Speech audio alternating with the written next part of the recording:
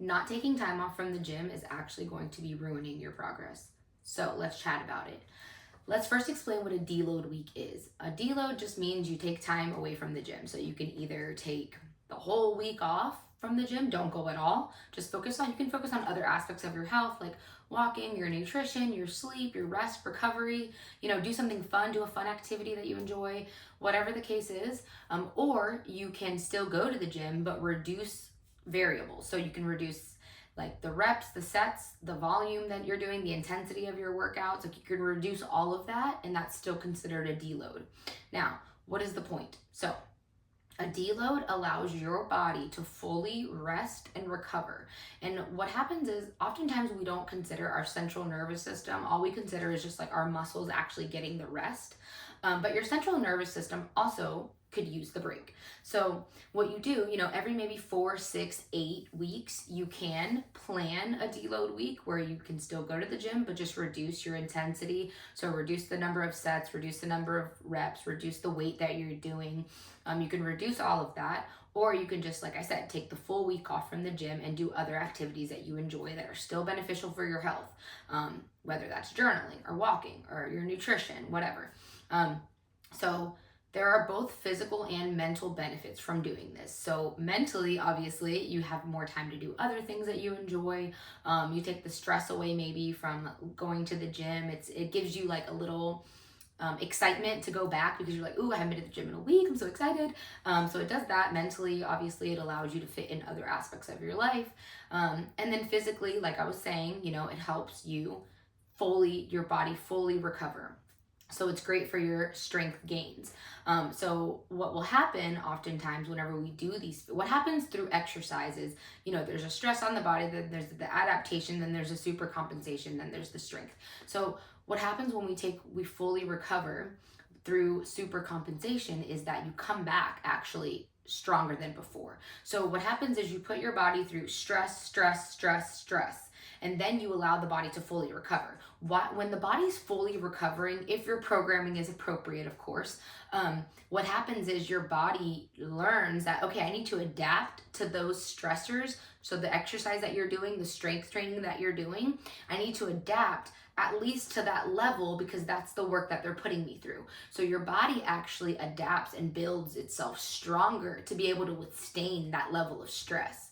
So then you go back in, your body's fully adapted to that level of stress. So that means it's gotten stronger. So then you repeat the cycle of putting your body through, small increments of progressively overloading the stress on the body. So that way it continues the super compensation effect. That's like the technical-ish term of it, But what you really just need to know is that there are both mental and physical benefits of taking time off from the gym.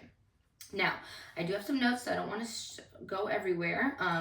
So if you've been crushing your workouts and you're feeling like, I'm not getting any stronger, I don't understand what's happening, I'm constantly tired, I'm constantly fatigued, I'm hitting plateaus, then that's honestly your body telling you that you need to back off a little bit. You need to either, like I said, take the full week off or just completely deload your workout program, and you will see the following week how you come back stronger, more energy, and your body has had time to fully recover for you.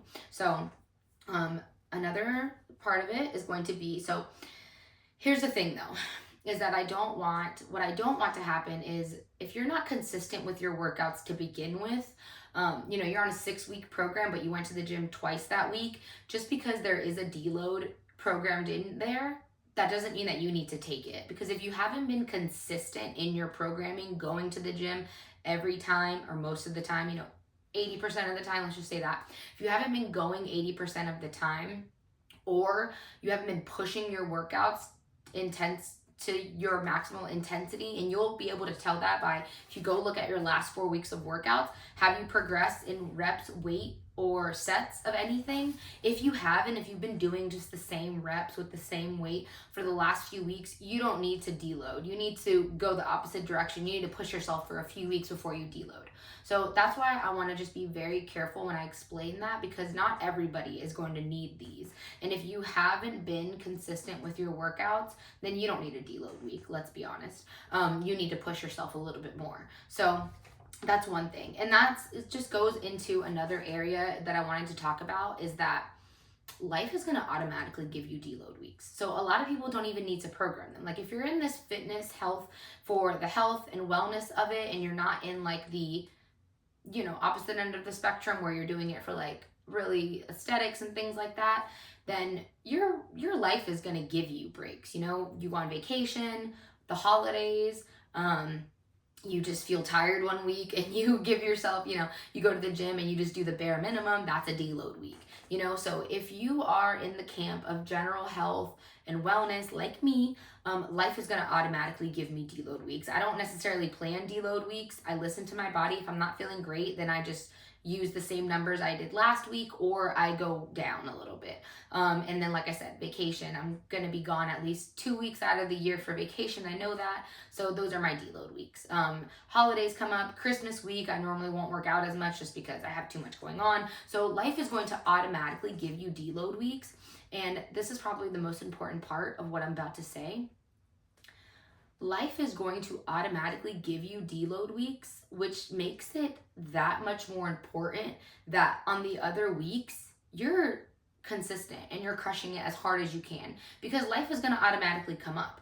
And when life comes up, knowing that you've crushed your workouts 4 weeks ago and this week that your son's home sick all week, or you caught COVID, it's not a big deal because you're going to use it as a deload week. You're actually going to use it to your advantage. So that's why it's just so important that you remain consistent all the other weeks of the year, because when life happens, because it will, that's actually going to benefit you rather than do the opposite. But if you're already kind of half-assing, not being consistent with your workout routine, when a vacation comes up, when a week comes up that you're sick, or that your children are sick, you can't go work out, whatever, you're going to freak out because shoot, last week I didn't even work out all week either because I just didn't feel like it. So now that puts me at 2 weeks of not working out.